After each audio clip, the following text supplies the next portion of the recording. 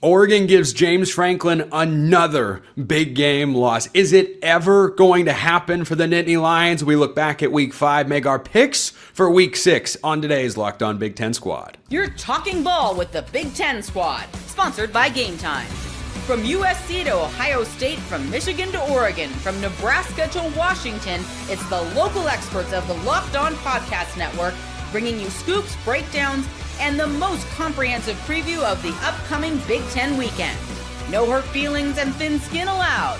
Squad up, you're part of the Big Ten Squad. Happy Thursday, everybody. Welcome to this week's tightly knit Locked On Big Ten Squad. I'm Spencer McLaughlin, your host. Nick Arvin of Locked On Boilermakers is here. Zach Sako, Locked On Nittany Lions, bravely showing up for the squad this week to take mild verbal abuse from the three of us here. Jacob Goins, Locked On Hoosiers. He's here too after escaping Iowa City with a win. So let's hop right into it. Sako, we gotta go to you first here because look, I'm rocking the Oregon gear today. It would have felt sacrilegious. I'm so glad you host these.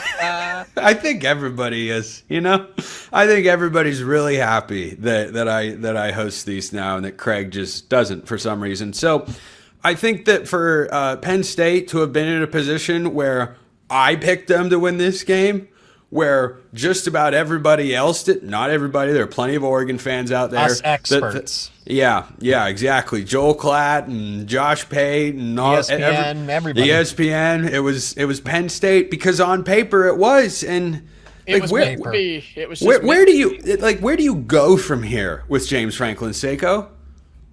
Well, we did a crossover to kind of answer that, the doomsday scenario and that it's a fireable offense if they happen to miss the playoff. I'm in my car for this squad show because I just came from practice and media availability. Penn State just lost its star linebacker, Tony Rojas, to a long-term injury of sorts. That's probably out for the season. That's what that terminology is. So we're going to see, to answer the James Franklin, so that's it just makes things a lot more difficult for Ohio State and Indiana. Where to go from James Franklin, or I don't know. It gets a lot more difficult from here because this was supposed to be it. Could you, in theory, win against Ohio State? Potentially, but I'm not banking on it, right? I don't expect them to. Indiana would be the game that you circle. Jacob's probably feeling better each and every day about that, and I'm feeling worse. On the Penn State side of things, I feel worse about that day by day. So it's James Franklin still has a lot going for him in the fact that there's really nobody internally as far as like former players and coaching staff, because when you see a coaching staff have a change, it's because everybody around him, his support system says, we don't have answers anymore. Where that's kind of where there's that backbone. But James Franklin has that. He has the support from every single former player, with respect, right? There's going to be a player here and there that didn't like him, but I would say 99% of former players and coaches that he has on staff all will go to bat for James Franklin. He's got a strong recruiting class in 2027 that could be top 10 at a minimum. And do you want to blow all of that up? I mean, they could disappoint. Who knows? But yeah, that's what you're teetering on is, do you want to blow all of that up right now? Yeah, Goins is just inching to get into this conversation. So let me go to Nick first with thoughts on James Franklin. What did you think watching this game from afar, other than I hope Purdue gets a game day matchup during Barry Odom's tenure? No, so my thought process is two things can be true in this situation. Number one, Oregon absolutely deserved to win that game. They went into Happy Valley. They played hard football, and they won that game. But on the other hand, for Penn State, he's back. The pillow is back. Oh, Nick is new. Nick is new here. He doesn't know about the pillow. Oh, God. Well, I was going to say, don't explain it for the audio listeners because they don't want to know. Yeah, audio listeners I have a just, beautiful Oregon no Duck pillow with the Duck Fighting Ducks logo on it, and Head on, by the way, head on the pillow. Correct. And it only comes out during special situations, and this qualifies. Yay! Something neutral arbiter. of college football. I think you're confusing me with someone else who I'm told is a very good host and a strikingly handsome individual. Indiana fans would disagree there, sir. Indeed, they might. Anyway, Nick, continue since our shenanigans cut you off. Absolutely. And I don't think that it's too late for Penn State. I think Penn State can absolutely rebound. It's one game. However, when these underwhelming kind of outcomes continue to happen, when you go into this whiteout game, and Dan Lanning said it, they're usually 7 points. That crowd is worth 7 points, and they just weren't in that matchup. That's underwhelming. If you're a Penn State fan, you expect to win games like that because it's at your home field. It's in your home environment. And that's a game that's been hyped up for the whole season long. So I think if you're a Penn State fan, you're upset about this one, but I don't think it's too late for Penn State. I think that you need Drew Aller, your leader, to be a little bit better than how he was, 137 yards, 14 for 25 in this one. You need your team to be better, but it's not too late for Penn State. All right, Goins, you can jump in now. And by the way, might I remind you of your next opponent in case you forgot? This is your next opponent, Jacob. We're ready. We're ready. Just throwing it out there. Yeah, I mean, you made Iowa look like, I don't know, top 10 team in all of college football, dare I say. Pretty good defense for Iowa. Yeah, their offense is still as bad as ever, good. And Indiana's defense proved why that was the case. So we'll talk about that moving forward in a little bit. But Seiko, 11th season, right, for James Franklin at Penn State this year. This is year 11. More than that. This is year 13. Year 13. Apologies. No. Curt Cignetti's in year 2 at Indiana. James Franklin, year 13 at Penn State. Would you like to know that they're both tied for the amount of wins against top 10 teams in the Big Ten?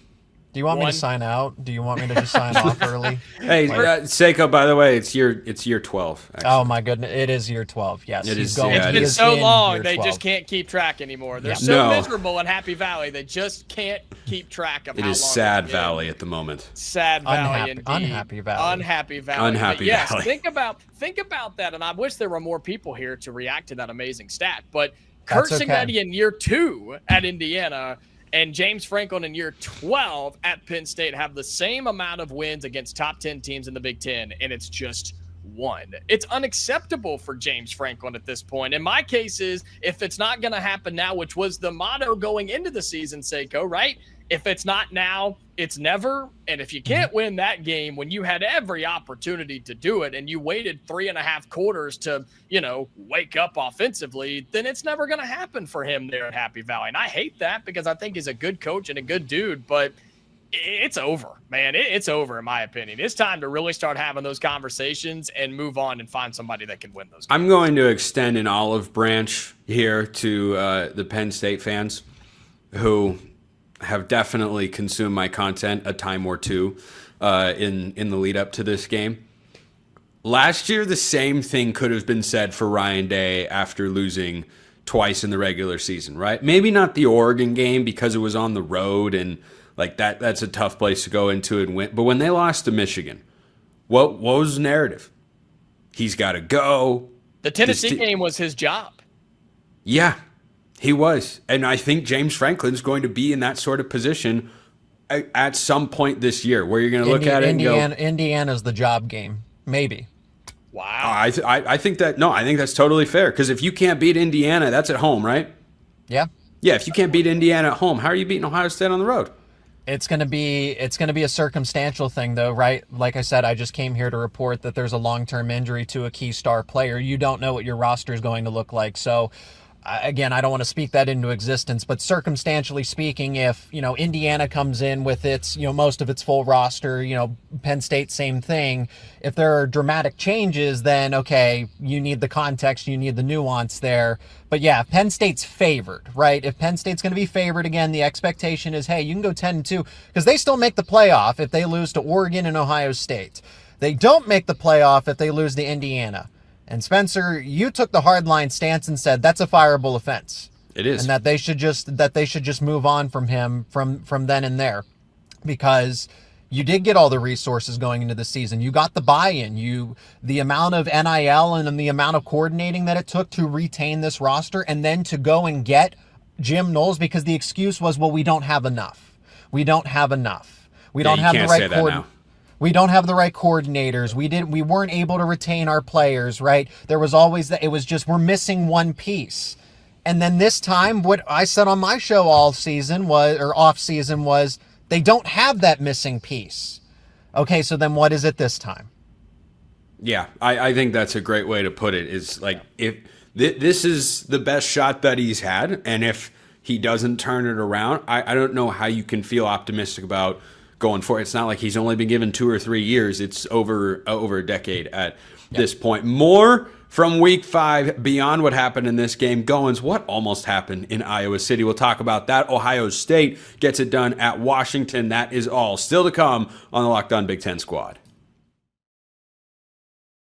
First, this episode brought to you by our friends over at FanDuel. The NFL season is here, in addition to college football, and FanDuel has an offer that you don't want to miss. Right now, new customers can bet just $5 and get $300 in bonus bets if you win. That's right, you pick a bet, you put down $5, and if it hits, you unlock $300 in bonus bets to use across the app. Now, based on our conversation today so far on the show, you should wait until Penn State plays a big game and then just put $5 on the opponent, and what do you know? You'll have $300 in bonus bets. If you want to bet college football, they've got everything you want. You've got point spreads, money line, point totals, prop bets. It's all over there at FanDuel to make the college football season even more exciting. So what are you waiting for? Seriously, what are you waiting for? Visit FanDuel.com to download the FanDuel app today and get started. Check them out at FanDuel.com. This episode also brought to you by our friends over at Square. Your favorite neighborhood spots, they run on Square. There are certain businesses that make the neighborhood the neighborhood. There are places that become an extension of home, whether it's the sports bar dedicated to your team's fan base,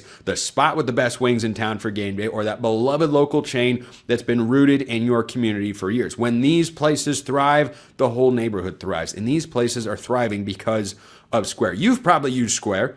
Maybe you haven't even realized it. I've used it more times than I can count, because it makes financial transactions really easy and allows neighborhood businesses to stay efficient and stay on top of everything that they need to. Square is a proud sponsor of more than 4 million neighborhood businesses around the world. You can go to square.com/go/lockedoncollege to learn more. But before you do, go support your favorite neighborhood spot. You'll be happy you did. Square. See you in the neighborhood. Continuing on with this week's Locked On Big Ten Squad, Nick, Jacob, Zach, Spencer is myself. We are the Big Four, as the Game of Zones Mario Chalmers once said. To Fab Four, yes, we could be. Final Four, basketball reference, Seiko. You may want to. There we go. It may not be for you, but and Spencer, wrestling. Did you say something about wrestling? Oh, we could talk about that. We could. I don't know if Oregon has wrestling. They could, and I just don't know. No, I don't think they do. By the way, Goins, what is this shot at Oregon basketball? They were a good team last year. You should know. They beat Indiana. They beat Indiana. They knocked us out of the NCAA tournament. Yeah, exactly. Yeah, don't be taking shots at Oregon basketball on the show. All right, let's get back into the football, though, because your team, Jacob, we're starting with you. 20-15, the final. Now, am I correct in saying that they readjusted the rushing stats in this game by removing Fernando Mendoza's sprint into the end zone for a safety? We don't have to talk about that play. It was, but that happened. That happened, right? Yeah. No, it happened. Yeah. Okay, that's what I think. It happened. Yes. I think it makes plenty of sense. But this game is one that I talked about on my show, and I said, just forget about it if you're an Indiana fan. Like, this is ugly. This is not a great game. Yeah. And Iowa's a good defensive team. Yeah, they're at home. They actually haven't beaten a ranked team there since 2021, and Indiana went in riding high, and it wasn't how it was supposed to look. It wasn't pretty by any means, and I had to admit it, and I was glad to admit it, and I will do it again. I was wrong about Iowa, at least on the defensive side of the football. I thought that they could hang with Indiana in the first half, and they did, right? 10-10 at the half, and it was like, okay, that was ugly, that was gross, but let's go and make some adjustments. Curt Cignetti is one of the best in-game coaches in the country. Everything's going to be fine, and the inevitable blowout I thought was going to happen.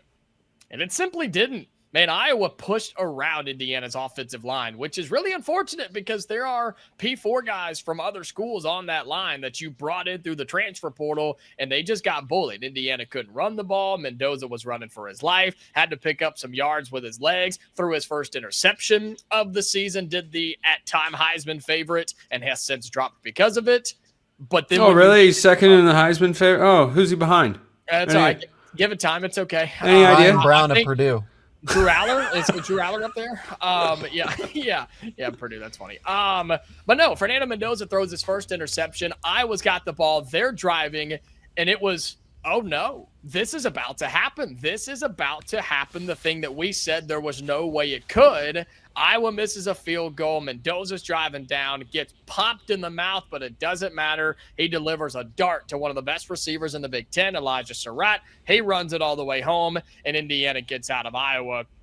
And there's a lot to work on here. You can't have the offense just stall out the way that you did and expect to win big football games in Eugene and in Happy Valley, because guess what? They have good defenses too. So I'm still confident in Indiana, but there are major concerns here with the offensive guys up front, especially against a good Iowa defense. But the fact that we're going to see better ones moving forward is kind of scary. I think Iowa's defense being good and it being on the road is why the final score of the game should be 27-10, not 20-15. That's kind of the way I came away seeing it. Seiko, what about you?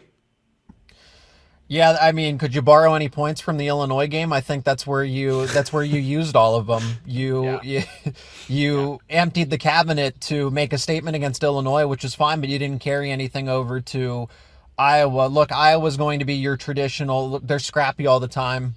That they're going to give you a fight no matter what. I'm never going to overlook. I mean, Penn State's going to go to Kinnick. I'm not going to overlook that game by any means. And I know that maybe Mark Gronowski might be banged up and stuff like that. You're still going to get usually the best from Phil Parker in the defense. The interesting thing is, though, Rutgers seemed to have no issue moving the football against that defense, but Indiana did. So what gives?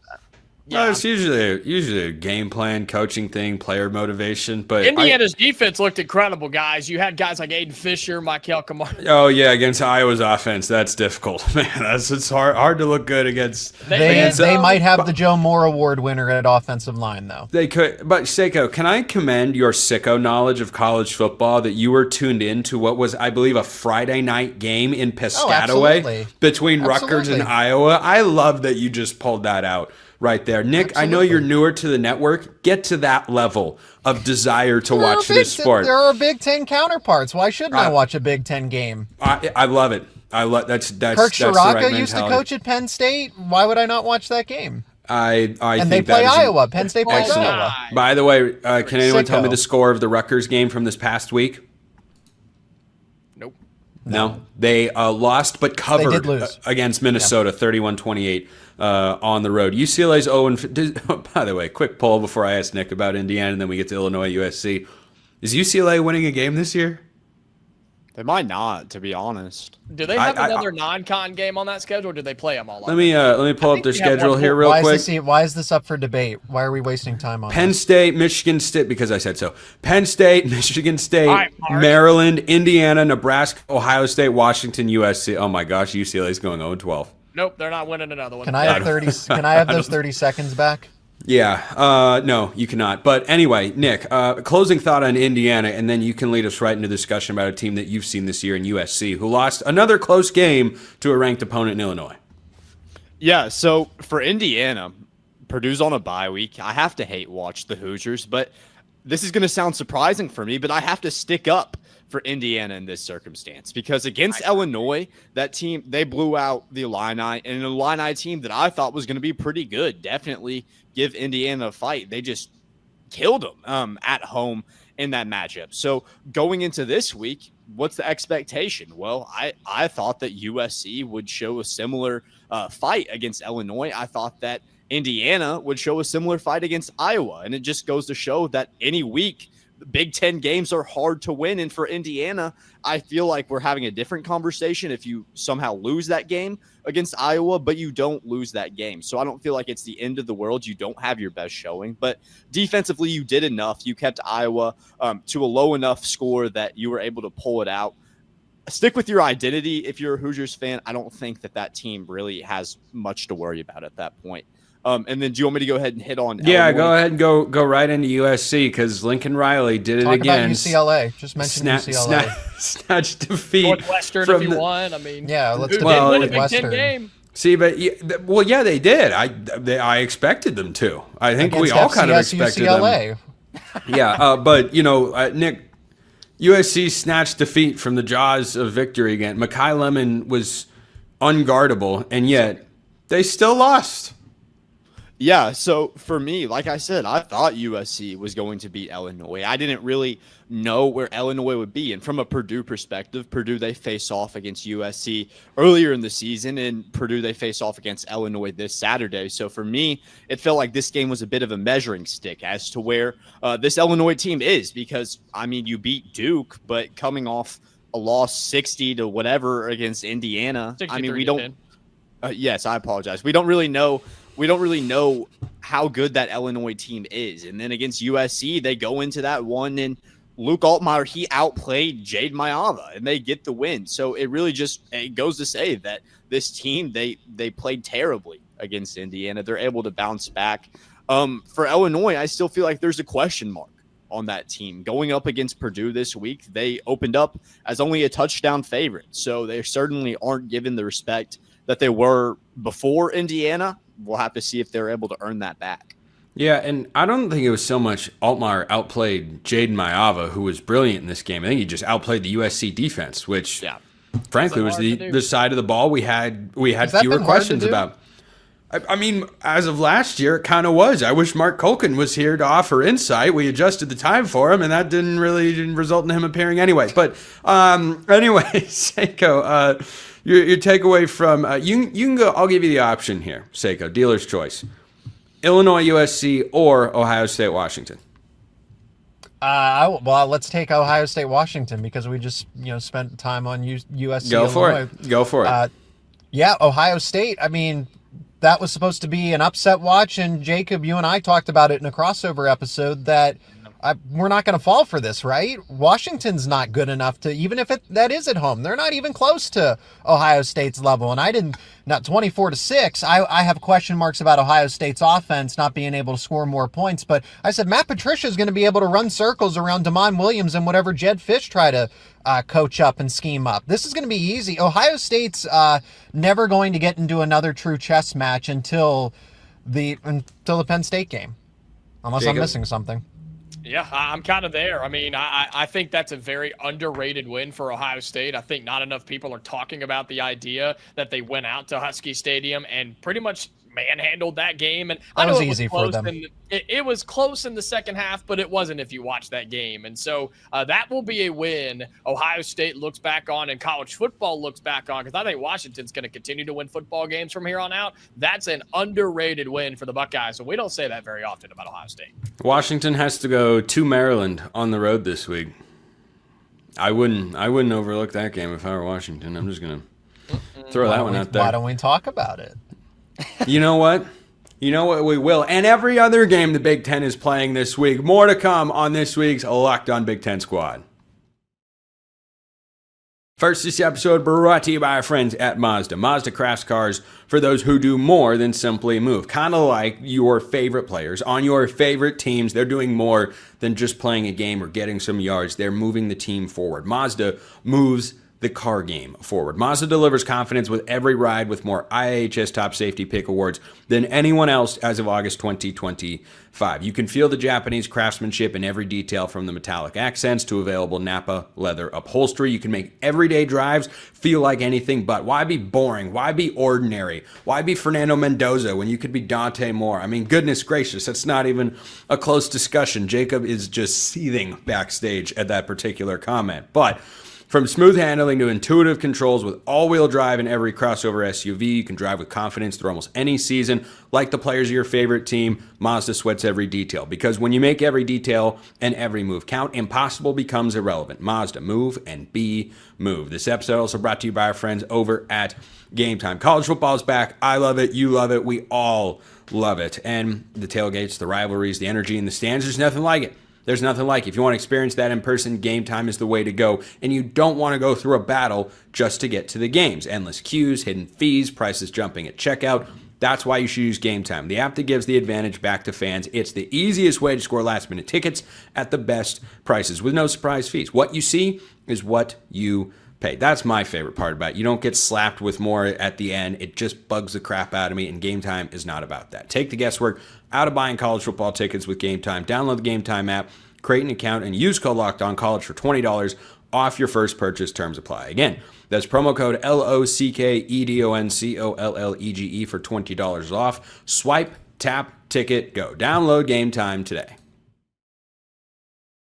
All right, let's get into our picks for Week 6 in the Big Ten Conference. And Oregon off after their big win against Penn State. They get to sit with that for a while. I think plenty of Oregon fans are okay with that. Let's start with the game we were talking about on the other side of the break. Washington going across the country to take on undefeated Maryland. Nick Arvin, are you riding with the Terrapins here? Mike Locksley might surprise some people with Malik Washington at quarterback. I mean, if you told me preseason that the spread on this game opening up would be 6.5, I would say that you're absolutely crazy, because I thought that, like a lot of people thought, that Maryland would be one of the worst teams in the Big Ten this year, and they've been anything but. Although they haven't had a big test so far, Malik Washington, he's really proved that he's kind of an X factor for this Maryland program, where he can bring this program to a couple more wins than anybody really expected. However, I don't believe that he's going to be able to win against the Huskies. I think that this Washington team, we talked about it week after week after week, they're continuing to rely on the run with Jonah Coleman, one of the best running backs in the nation. I think that they have the advantage there over Maryland, and I think that Maryland, facing off against one of their first big tests, they fail, go to 4-1 on the year. Listen to the shot taken at Wisconsin in there. They haven't been tested yet. They were on the road at Wisconsin last week. Seiko. Wisconsin is not a test in 2025. Oh, if only Ryan Herrings were here to defend his Badgers. Alas, he's not. That's about all. Seiko, Huskies or Terrapins? It'll be a defensive struggle, to say the least, because I don't think Washington's going to have to overcome the cross-country trip. And Maryland's actually really good defensively, but granted, I will say they haven't been challenged defensively to this point. Malik Washington's only going to get better. I like Maryland's chances to cover in this one. I think Washington will sneak out of Maryland with a victory, but it's going to be ugly.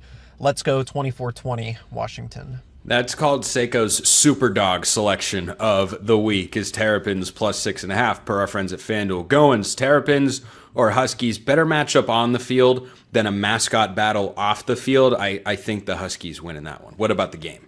Yeah, look, I think Washington's going to have to figure some things out offensively, and I think they will, coming off the loss at Ohio State or against Ohio State where they scored just 6 points. That's not going to be okay for Jed Fish and that crew. So give me Washington to respond. As everybody else said, Maryland, I'm not giving them credit for beating FAU and Wisconsin. Give me Washington big. They'll cover, win by double digits. There are some big point spreads in the Big Ten this week. Michigan 17.5 against Wisconsin. Penn State 25.5 at UCLA. Oh boy, that one could get out of hand. No way that could go wrong. No way that could go wrong. Minnesota is plus 23.5 at Ohio State.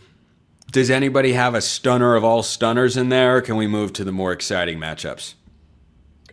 Let's talk Louisiana Monroe. Louisiana Monroe, Northwestern. Only an 11-point underdog against Northwestern. I'm taking Northwestern there. Playing good ball. David Brown's got him playing good ball. But Nick, how about the Boilermakers? A chance for a top 25 win. Barry Odom is seeking that signature moment. Here's a chance. Illinois could be an emotional letdown spot. You got to go on the road after a dramatic field storming win against USC last week. What do you make of the Boilermakers' chances here against the Illini? No, yeah, it's absolutely a trap game of all trap games. Wait, what did you say to start that response? I said it's absolutely a trap game of all trap games. No. There was something before that. There was something before that. Oh, Did you even hear it? No, I said yeah. It sounded like no, yeah. Oh, really? I'm just saying no, yeah. My bad. Oh.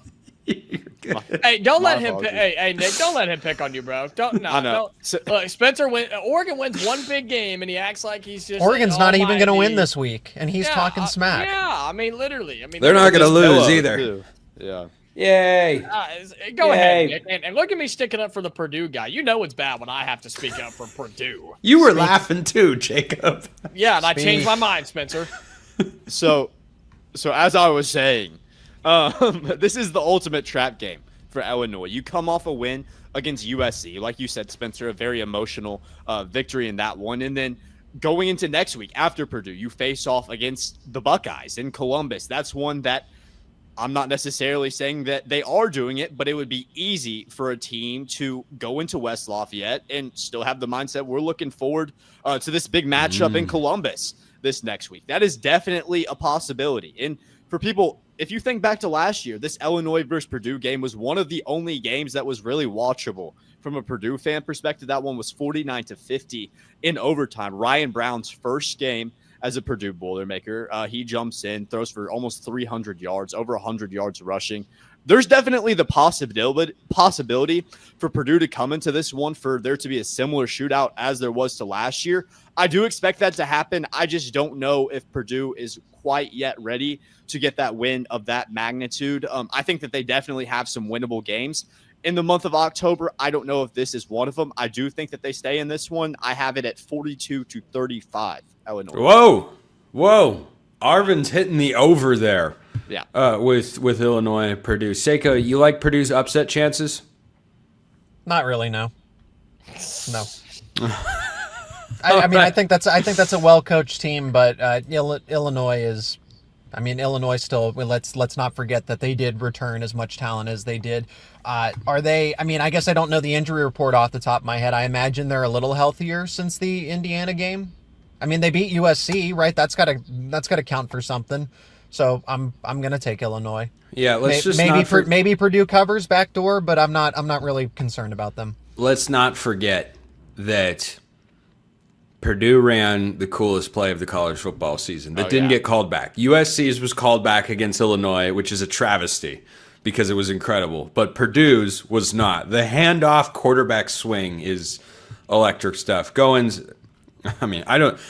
know what you're going to say, but say it anyway.